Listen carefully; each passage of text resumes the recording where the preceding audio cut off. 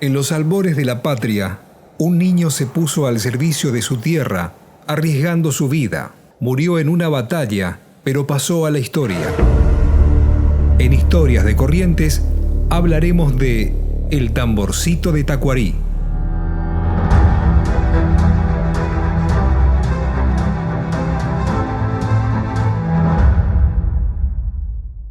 Pedro Ríos era un niño que vivía en el poblado de Yaguareté Corá, actual Concepción. Su padre, Antonio, era un maestro rural de avanzada edad.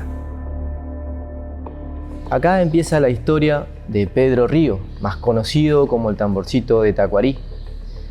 La llegada y la visita del general Belgrano, 1810, estuvo acá, en Yaguareté Corá, entró en esta capilla que se encuentra a mi izquierda.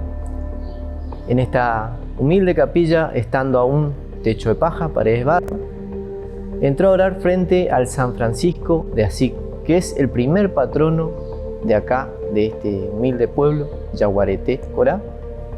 Entra a orar y cuando sale de acá es donde empieza la historia de este muchacho tan solo de 12 años.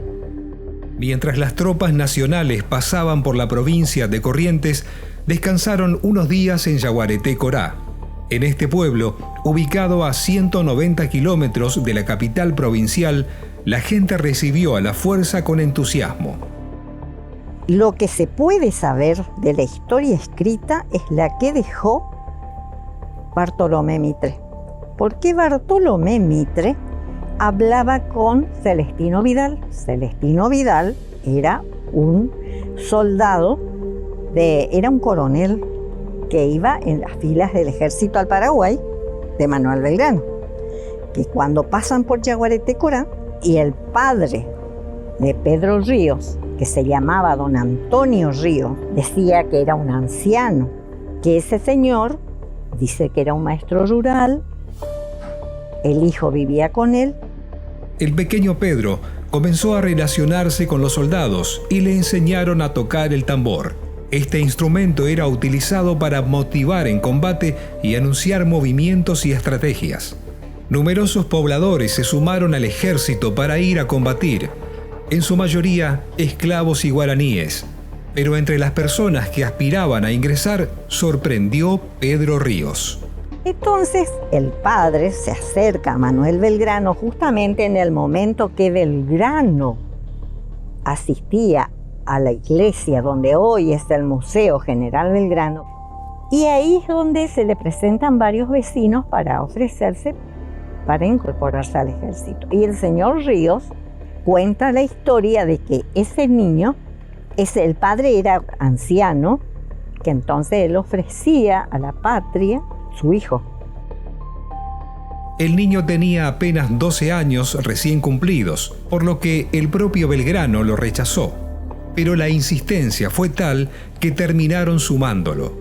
Pero Celestino Vidal, su coronel Vidal, le dice que a él le serviría como lazarillo. Lo toma como su guía, como lazarillo, ya que Celestino Vidal, aparte de ser ya un hombre grande, veía muy corta distancia por algunos inconvenientes de su vista.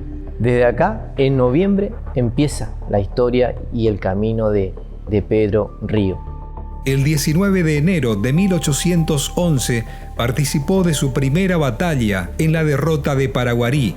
Le reconocieron su valentía pese al resultado. El 9 de marzo de 1811, las tropas de Belgrano se enfrentaron a las paraguayas en Tacuarí, con todo en contra.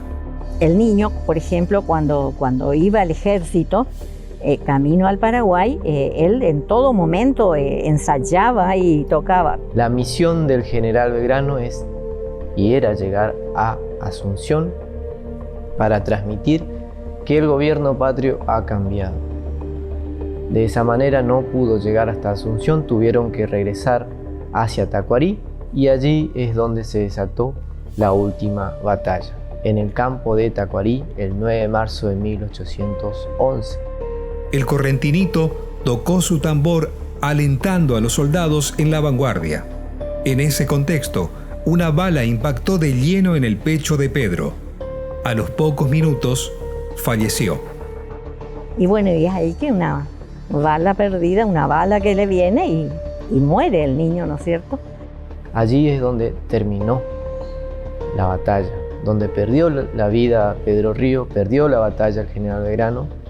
En ese momento, en esa parte de brecha y de confusión, aprovecha el general Belgrano a escribir carta al general Cabañas, pidiéndolo que les perdone las vidas a sus soldados o que le deje salirse hacia el río Paraná, o que tengamos un encuentro amistoso hombre a hombre. La entrega del niño correntino fue valorada por el propio Manuel Belgrano. Fue reconocido como mártir de la campaña libertadora del Paraguay. Así que de esa manera también se hicieron intercambios de valores como símbolo de amistad. Allí nos hermandamos porque hicieron una fosa común, enterraron soldados paraguayos, soldados argentinos, entre ellos este muchacho Pedro Ríos. Pedro es hoy un ejemplo de valentía y entrega al servicio del país. Durante más de 200 años sirvió como inspiración a varias generaciones de patriotas, por lo que sigue siendo recordado. A lo largo y ancho del país tiene monumentos, pero quizás el mejor homenaje se hizo en su provincia, ya que desde 2011 y por ley todos los 9 de marzo se celebra el Día del Niño Correntino.